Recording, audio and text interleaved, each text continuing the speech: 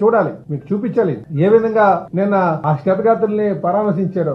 నవ్వుకుని చేయడం ఏంటిది? ఇదే నా ఆటగాయితనం ఏమన్నా? నేను ఎందుకు ఈ మాట అంటున్నానంటే, బాధితుల దగ్గరికి వెళ్ళేటప్పుడు ఏ విధంగా మనం ఆలోచన చేయాలా అనేది, మనం ఏ విధంగా ప్రవర్తించాలని కూడా మనం అర్థం చేసుకోవాలి. మా ముఖ్యమంత్రి గారు వచ్చారు, వచ్చిన వెంటనే వాళ్ళ దగ్గర కూర్చొని మీకు ఏ కష్టం ఉంది, ఏ విధంగా ఉంది, సీరియస్నెస్ ఆఫ్ ది ఇష్యూ ఏంటి, ఎందుకు ప్రమాదం జరిగింది, దీంట్లో ఎవరి లోపాలు ఉన్నాయని చెప్పేసి ఆయన ఆలోచన చేసి ఒక బాధతో వాళ్ళని పరామర్శిస్తుంటే, నేను జగన్మోహన్ రెడ్డి గారు వచ్చి నవ్వుతూ మాట్లాడుతున్నారు.